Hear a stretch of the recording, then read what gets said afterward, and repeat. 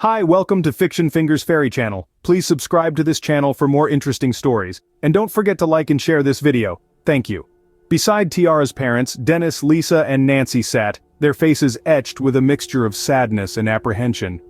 Harry exchanged brief nods of acknowledgement with them, acknowledging the shared sorrow that bound them together.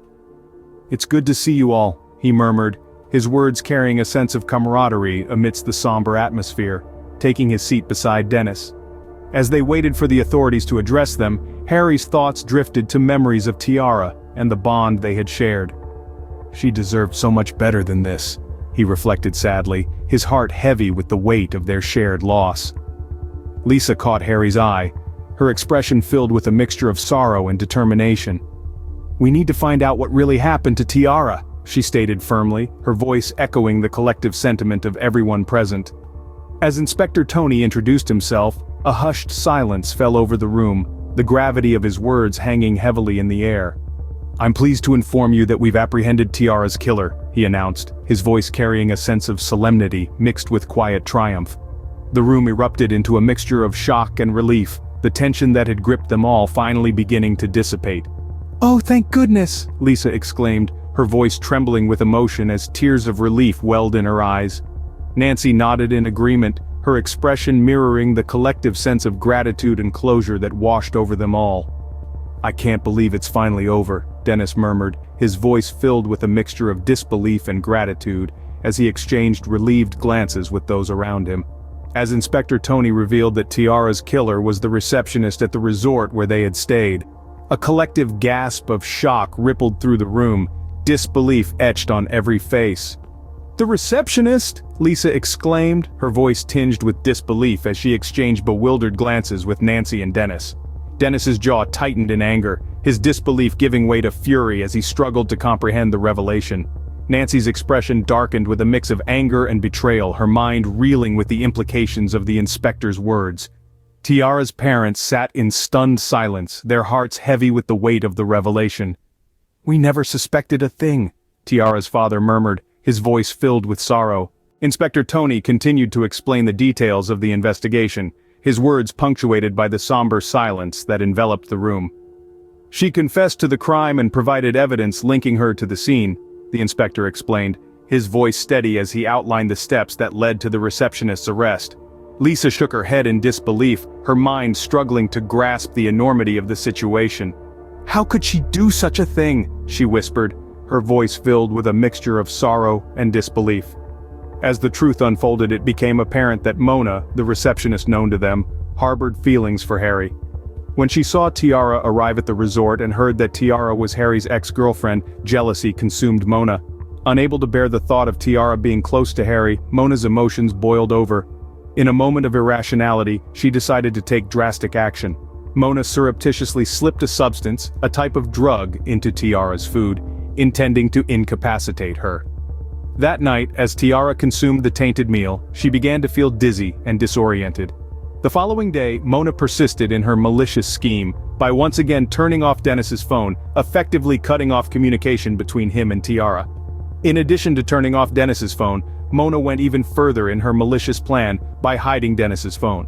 With a cunning and calculated demeanor, she carefully concealed the device in a place where it would be unlikely to be found.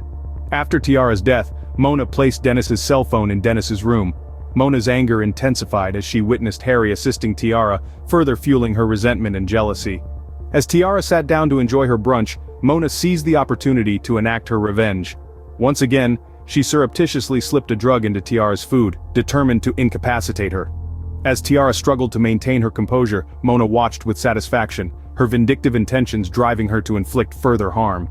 However, Mona's anger reached new heights when she witnessed Harry escorting Tiara back to her room. The sight of Harry's kindness towards Tiara, despite knowing she had a new boyfriend, ignited a fiery rage within Mona. She couldn't comprehend why Harry would go out of his way to help Tiara. In Mona's eyes, Harry's actions were a betrayal, a stark reminder of the affection he once held for Tiara. As Mona seethed with resentment, her jealousy bubbled to the surface, clouding her judgment and amplifying her irrational thoughts. She couldn't bear the thought of Harry showing any form of kindness or affection towards Tiara, viewing it as a direct affront to her own feelings for Harry. In her mind, Tiara was an obstacle standing in the way of her happiness, and Harry's actions only served to exacerbate her anger. As Mona watched Harry and Tiara disappear into the room together, a surge of bitterness washed over her. After observing Harry leave Tiara's room, Mona swiftly slipped into Tiara's room and concealed herself, her heart pounding with anticipation and malice. As Tiara stirred from her slumber, Mona's grip on the wooden club tightened, her knuckles turning white with the intensity of her emotions. With a sudden burst of adrenaline, Mona lashed out, striking Tiara's head with the makeshift weapon. As Mona's eyes fell upon Tiara's bloodied head, a surge of panic and horror engulfed her, rendering her momentarily frozen in place. The sight of the crimson stain against Tiara's skin was a stark reminder of the brutality of her actions, and Mona recoiled in horror at the sight. With trembling hands and a racing heart, she stumbled backwards, her mind reeling with the enormity of what she had done. As Mona hurried to the security guard's room, a sense of urgency gripped her with every step. Upon reaching the security guard's room, Mona's pulse quickened as she found it unattended. Without hesitation, she entered the room, her movements quick and purposeful. With a sense of grim resolve, Mona began the painstaking process of deleting the CCTV records, each click of the mouse bringing her one step closer to covering her tracks. The following day, Mona submitted her resignation letter, a calculated move to distance herself from any suspicion and sever ties with the hotel where she committed her heinous crime. In doing so, she aimed to preempt any inquiries into her involvement and create a facade of innocence as she plotted her escape from the impending investigation. However, the discovery of Mona's fingerprints on the CCTV computer and her abrupt resignation raised suspicion among the police investigators. These unexpected developments prompted the authorities to intensify their search for Mona's whereabouts. Armed with newfound evidence linking her to the crime scene, the police were determined to track down Mona and hold her accountable for her actions. In the end, during police interrogation, Mona confessed to her actions, detailing each step of her crime. "Finally, the truth has come to light," Dennis exclaimed with a mixture of relief and vindication, as Inspector Tony concluded his explanation.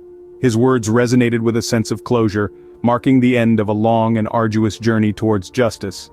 Lisa, Nancy, and Harry nodded in solemn agreement, their expressions reflecting a shared sense of resolution. As Inspector Tony's explanation unfolded, Dennis listened intently, absorbing each detail with a mix of disbelief and understanding. The revelation of Mona's guilt brought a sense of validation to Dennis, vindicating his innocence and dispelling any lingering doubts cast upon him. For Lisa and Nancy, the confirmation of Mona's culpability offered a sense of closure after months of uncertainty and suspicion. They exchanged solemn glances, silently acknowledging the gravity of the situation and the weight of the truth that had finally been revealed. Harry too found solace in the revelation, his earlier doubts and suspicions now laid to rest. He nodded in agreement with Dennis's sentiment, recognizing that justice had been served, albeit at a heavy cost. With Inspector Tony's explanation drawing to a close, a palpable sense of relief settled over the room, mingling with the lingering echoes of sorrow and regret. The truth had been revealed, but the scars left by Tiara's untimely demise would endure, a somber reminder of the fragility of life. Lisa's furrowed brows conveyed her curiosity as she posed the question to Dennis. "What about the funds in the joint account you had with Tiara? Why did you transfer them to your own account?" she inquired, her voice tinged with concern. Dennis met Lisa's gaze with a steady and earnest expression, his sincerity evident in his response. "I transferred the funds to my account because I intend to pass them on to Tiara's parents," he explained calmly, his tone carrying a sense of responsibility and compassion. The mention of Tiara's parents brought a solemn nod from Tiara's father, his eyes reflecting gratitude and understanding. "We appreciate your gesture, Dennis," he acknowledged, his voice carrying a weight of gratitude. Lisa's features softened as she processed Dennis's explanation, a flicker of admiration shining in her eyes. "That's really thoughtful of you, Dennis," she remarked, her tone tinged with appreciation. Nancy nodded in agreement, her expression reflecting a mix of respect and gratitude. "It's a generous gesture, Dennis. Tiara's parents will surely appreciate your kindness," she added, offering words of support. Dennis's lips curved into a gentle smile as he received their words of acknowledgement. "Thank you," he replied humbly, his gratitude evident in his tone. "Forgive us for doubting you all this time, Dennis," Lisa expressed with a hint of remorse in her voice, her gaze sincere as she addressed him. Nancy's apology followed suit, her tone filled with genuine regret. "I also apologize, Dennis. We should have trusted you," she admitted, her eyes reflecting sincerity. Dennis offered them a reassuring smile, his forgiveness evident in his response. "It's okay, I forgive you both. I understand that you both care deeply for Tiara," he replied, his words carrying a sense of understanding and compassion.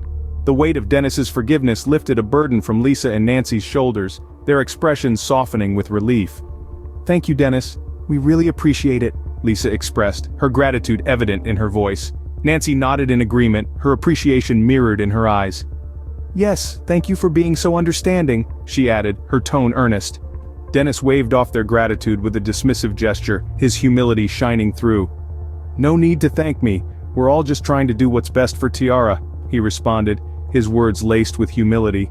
Their exchange marked a moment of reconciliation and understanding, strengthening the bond between them as they navigated through the aftermath of Tiara's tragedy. In Dennis's forgiveness, they found solace and the foundation for rebuilding their trust and friendship. As Tiara watched the heartfelt exchange between Dennis, Lisa, and Nancy, tears welled up in her eyes. She felt overwhelmed with emotion, touched by the depth of love and care they had shown her. Despite the pain of their separation, Tiara found solace in knowing that she was cherished by those she held dear. "I never realized how much they cared for me," Tiara whispered to herself, her voice filled with both sadness and gratitude. "Even in death, their love continues to surround me." Tiara's gaze lingered on Dennis, Lisa, and Nancy, a bittersweet smile gracing her lips. "Thank you for everything," she whispered, her words carrying a sense of farewell. "I'll always cherish the memories we shared together." With a final glance at her loved ones, Tiara's spirit began to fade, ready to embark on her journey to the afterlife. "Goodbye, my dear friends," she murmured, her voice barely audible. "I'll carry your love with me always." As Tiara prepared to depart, she turned her thoughts to her parents, knowing they wouldn't hear her farewell. "Mom, Dad," she whispered softly to herself, a pang of sadness tugging at her heart. "I wish I could tell you how much I love you, and how grateful I am for everything you've done for me." Tears welled up in Tiara's eyes as she imagined their faces, their voices echoing faintly in her mind. "I'll miss you both so much," she murmured, her voice choking with emotion. "Thank you for your unwavering love and support." With a heavy heart, Tiara whispered her final goodbye to her parents, her words tinged with regret. "I'm sorry I couldn't say goodbye properly," she confessed, her voice barely audible. "But please know that I'll always carry you in my heart."